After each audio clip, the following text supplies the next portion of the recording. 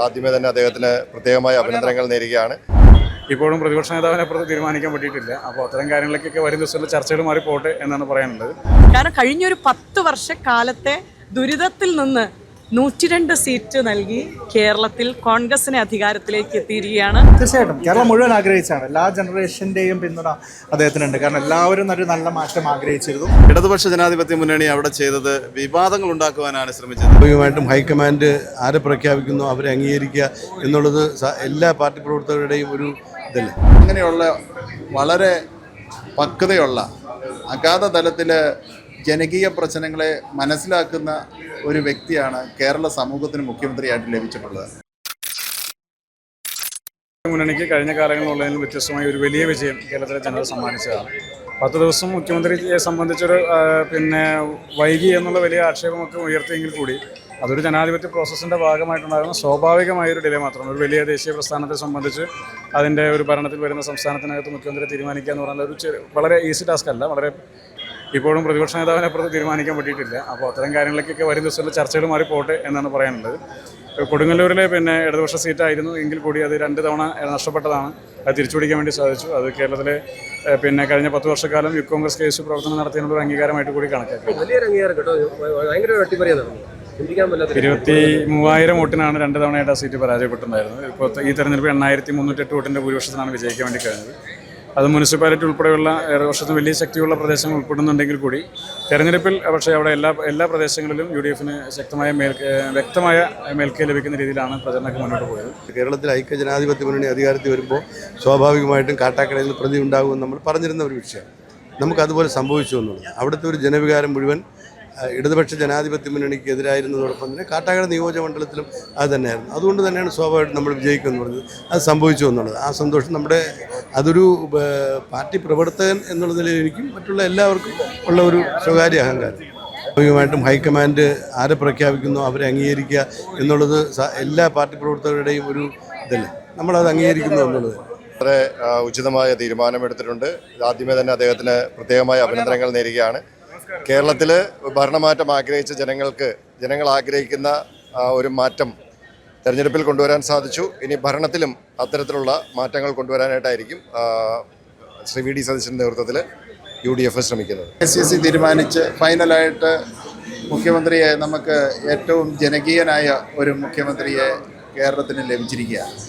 അതോടൊപ്പം കൃത്യമായ ആശയം, കൃത്യമായ പഠനം, അങ്ങനെയുള്ള വളരെ പക്വതയുള്ള അഗാധ തലത്തിൽ ജനകീയ പ്രശ്നങ്ങളെ മനസ്സിലാക്കുന്ന ഒരു വ്യക്തിയാണ് കേരള സമൂഹത്തിന് മുഖ്യമന്ത്രിയായിട്ട് ലഭിച്ചിട്ടുള്ളത്. ഇവിടെ രാഷ്ട്രീയമല്ല. ഇനി മുഖ്യമന്ത്രി എന്ന് പറയുമ്പോൾ കേരളത്തിലെ എല്ലാ ജനങ്ങളുടെയും ആ ജനങ്ങളുടെ പൊതുനന്മ കണക്കിലാക്കി പ്രവർത്തിക്കുന്നതിൻ്റെ അതിവിദഗ്ധനായ ഒരു പൊതുപ്രവർത്തകൻ തന്നെയാണ് VD സതീശൻ. അതിന് യാതൊരു സംശയവുമില്ല. സന്തോഷമുണ്ട്. VD സതീശൻ കഴിഞ്ഞ 5 വർഷക്കാലം പ്രതിപക്ഷ നേതാവായിരുന്നു. മികച്ച രീതിയിൽ പ്രതിപക്ഷ നേതാവിൻ്റെ ഉത്തരവാദിത്വം നിർവഹിച്ചു. ടീം UDFന് നയിച്ചു. 102 MLAമാരുടെ ഭൂരിപക്ഷം ലഭിച്ചു. ചരിത്ര വിജയം നേടി. അദ്ദേഹത്തെ കോൺഗ്രസ് ഹൈക്കമാൻഡ് മുഖ്യമന്ത്രിയായി പ്രഖ്യാപിച്ചിരിക്കുകയാണ്. കേരളത്തിലെ എല്ലാ കോൺഗ്രസ് പ്രവർത്തകരും UDF പ്രവർത്തകരും സന്തോഷത്തോടു കൂടി ഹൈക്കമാൻഡ് തീരുമാനം അംഗീകരിച്ചിരിക്കുന്നു. അദ്ദേഹം മുഖ്യമന്ത്രിയായി സത്യപ്രതിജ്ഞ ചെയ്യും. കേരളത്തിൽ വലിയ മാറ്റങ്ങൾ അദ്ദേഹം കൊണ്ടുവരുമെന്ന് ഞങ്ങൾ പ്രതീക്ഷിക്കുന്നു. തീർച്ചയായിട്ടും കേരളം മുഴുവൻ ആഗ്രഹിച്ചാണ്. എല്ലാ ജനറേഷൻ്റെയും പിന്തുണ അദ്ദേഹത്തിനുണ്ട്. കാരണം എല്ലാവരും ഒരു നല്ല മാറ്റം ആഗ്രഹിച്ചിരുന്നു. ആ മാറ്റം ഡെലിവർ ചെയ്യാൻ ഏറ്റവും നല്ല രീതിയിൽ ജനങ്ങൾ പ്രതീക്ഷ അർപ്പിച്ച് ശ്രീ VD സതീശനിലാണ്. പാർട്ടിയും ആ തീരുമാനത്തെ ഉൾക്കൊണ്ട് ഇത് കോൺഗ്രസ് പാർട്ടിയുടെ ജനാധിപത്യപരമായിട്ടുള്ള ഒരു വലിയ മനസ്സിൻ്റെ പ്രതിഫലനമാണ്. കോൺഗ്രസിനല്ലാതെ മറ്റൊരു രാഷ്ട്രീയ പാർട്ടിക്കും ഇങ്ങനെയൊരു തീരുമാനം, ജനങ്ങൾ ആഗ്രഹിച്ചൊരു തീരുമാനം ഇതുപോലുള്ള സാഹചര്യത്തിൽ എടുക്കാൻ കഴിയുമെന്ന് ഞാൻ കരുതുന്നില്ല. അതാണ് കോൺഗ്രസിൻ്റെ മഹത്വം, കോൺഗ്രസിലെ ജനാധിപത്യത്തിൻ്റെ വലിയ ഒരു പാരമ്പര്യം. കേരള ജനത ആഗ്രഹിച്ച രീതിയിലുള്ള ഒരു നല്ല ഭരണം കാഴ്ചവെക്കുവാൻ വേണ്ടി ടീം UDFൻ്റെ ശക്തമായ പ്രവർത്തനത്തിൽ ഐക്യജനാധിപത്യ മുന്നണി 100ലധികം സീറ്റ് നേടി അധികാരത്തിൽ വന്നിരിക്കുകയാണ്. കേരള ജനത ആഗ്രഹിക്കുന്ന തരത്തിലുള്ള ഒരു നല്ല ഭരണം കാഴ്ചവെക്കാൻ തയ്യാറായി തന്നെ മുന്നോട്ട് വയ്ക്കുകയാണ്. അടുത്ത തിങ്കളാഴ്ച സത്യപ്രതിജ്ഞ ചെയ്ത് ശ്രീ VD സതീശൻ കേരളത്തിൻ്റെ ജനനായകനായി മുന്നിൽ നിന്ന് നയിക്കാൻ തീരുമാനിച്ചിരിക്കുകയാണ്. ഇടതുപക്ഷ ജനാധിപത്യ മുന്നണി അവിടെ ചെയ്തത് വിവാദങ്ങൾ ഉണ്ടാക്കുവാനാണ് ശ്രമിച്ചത്. ആ ആവശ്യമില്ലാത്ത വിവാദങ്ങൾക്കെതിരെ ശക്തമായ ജനങ്ങൾ പ്രതികരിച്ചു.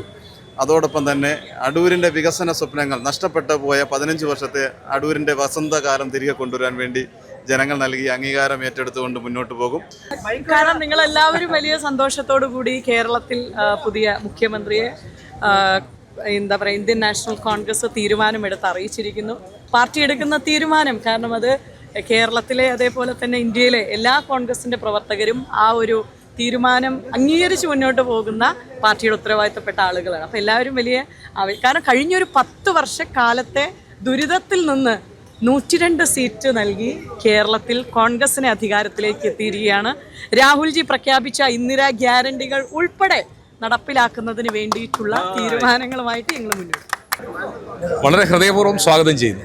കോൺഗ്രസ് അഖിലേന്ത്യാ കോൺഗ്രസ് കമ്മിറ്റിയുടെ കോൺഗ്രസ് വർക്കിംഗ് കമ്മിറ്റിയുടെ ദേശീയ നേതൃത്വത്തിൻ്റെ തീരുമാനമാണ്.